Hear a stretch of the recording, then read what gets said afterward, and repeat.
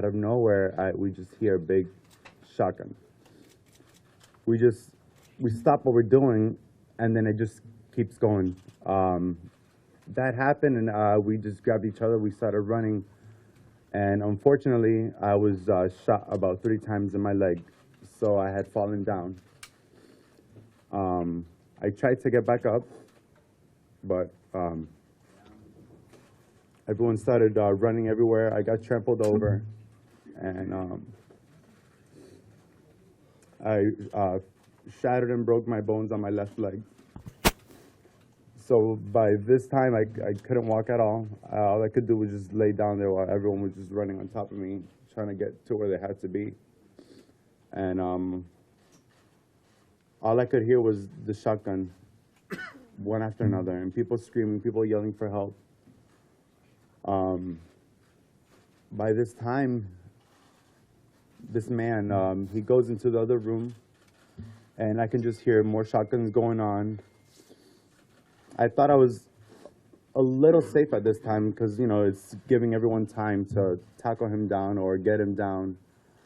But unfortunately, I hear him come back, and he's shooting everyone that's already dead on the floor, making sure they're dead. I was able to peek over, and I can just see him shooting at everyone. And I can hear the shotguns closer, and I look over, and he shoots the girl next to me. And I'm just there laying down. I'm thinking, I'm next, I'm dead. So I don't know how, but by the glory of God, he shoots towards my head, but it hits my hand. And then he shoots me again, and it hits the side of my hip. I had no reaction. I was just prepared to just stay there, laying down, so he won't know that I'm alive. And he's just doing this for another 5-10 minutes. He's just shooting all over the place.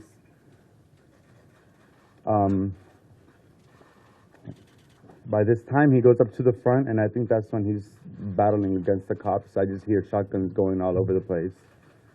And I'm looking up, and some cops, which I wish I can remember his face or his name, because to this day, I'm grateful for him.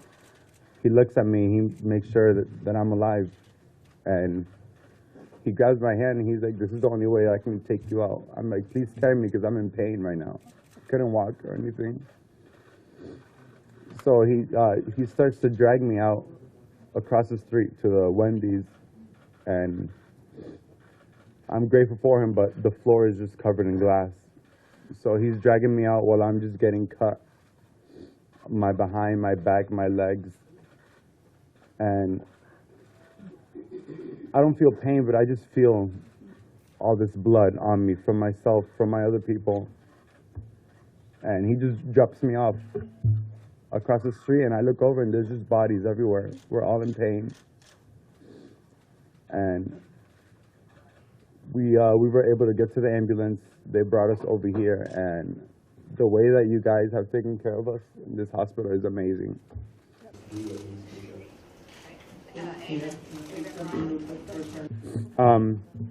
Estábamos en Pulse esa noche, y después de las 2 de la mañana estábamos hablando, y de momento tiró el primer tiro. Empezamos a correr, pero me tiró el tiro a mí como 3 veces en mi pierna derecha. Me traté de parar, pero todo el mundo estaba corriendo encima de mí, y me rompieron la pierna izquierda. No podía caminar ahora. Estaban corriendo encima. El hombre estaba tirando tiros. Él se fue para el otro cuarto, y yo creía que ya estábamos bien, pero él vino para atrás, y él le empezó a tirar tiros a los cuerpos que estaban en el piso. Y yo miraba y lo veía viniendo donde mí, y él le tiró el tiro a la muchacha al lado mío. Y después, por la gracia de Dios, él me tiró el tiro a la mano y al lado de mi espalda por detrás. Y él siguió tirando tiros hasta que fue para el frente de la discoteca donde estaba la policía. Y ahí aprovecharon entrar la policía por el lado y me arrastraron para la calle donde había vidrio. Toda mi espalda estaba todo cortada. You're not super death full alive. I promise we're doing everything that we possibly can. A lot of blood, a lot of people were hit, and even some fatalities which were apparent almost immediately. I was bleeding, my friend Jeff was bleeding a lot. I was on the ground in a pool of blood. I wasn't sure whose it was, but I felt like it was my friend's Jeff. After seeing what occurred, I don't even know how I'm alive today. So, the guilt of feeling grateful to be alive is heavy. Wanting to smile about surviving, but not sure if the people around you are ready. As the world mourns the victims killed and viciously slain, I feel guilty about screaming about my legs in pain. And it was shock. We just went from having the time of our lives to the worst night of our lives, all within a matter of minutes. So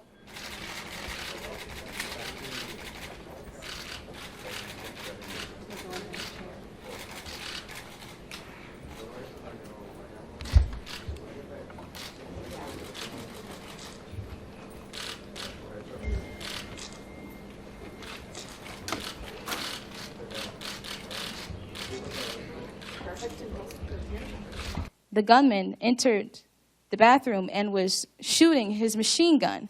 So we're all like scrambling around in the bathroom, screaming at the top of our lungs when he was in there for the first time. And then, you know, people are getting hit by bullets, like blood is everywhere. And then there was a moment where he stopped shooting in the bathroom. And that's when everyone looked around, and that's when I first realized that my leg was shot. There were several other people shot and bleeding in the bathroom. That's when Akira, who didn't make it, realized she was shot in her arm.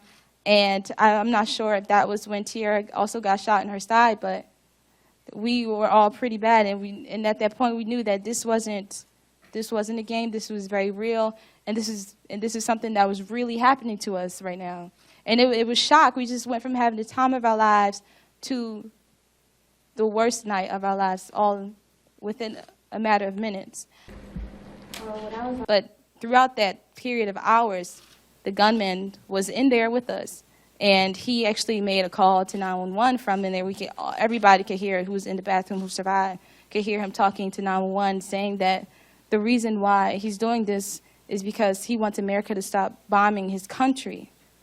And from that conversation from 911, he pledged his allegiance to ISIS, and he started speaking, and I believe after he got off the phone with 911, he started speaking in Arabic.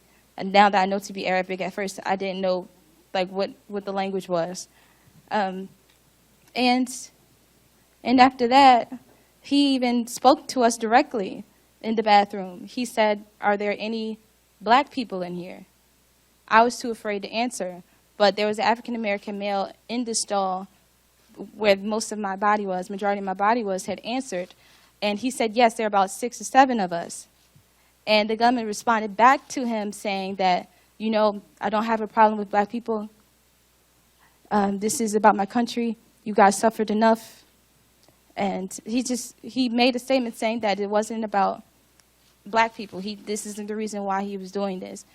But through the conversation with 911, he said that the reason why he was doing this is because he wanted America to stop bombing his country. So the motive is very clear to us who were laying in our own blood and other people's blood, who were injured, who were shot, that we knew what his motive was. And he wasn't going to stop killing people until he was killed, until he felt like his message got out there.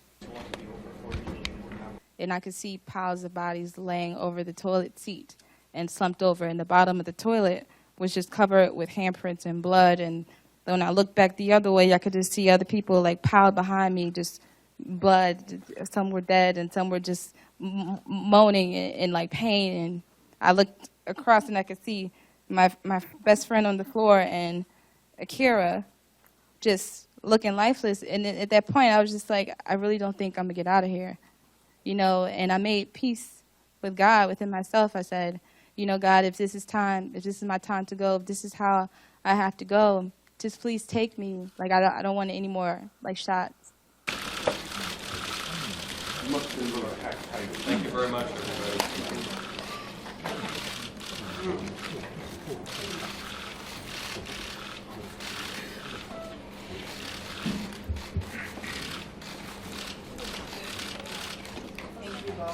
Thank you. It's a beautiful poem.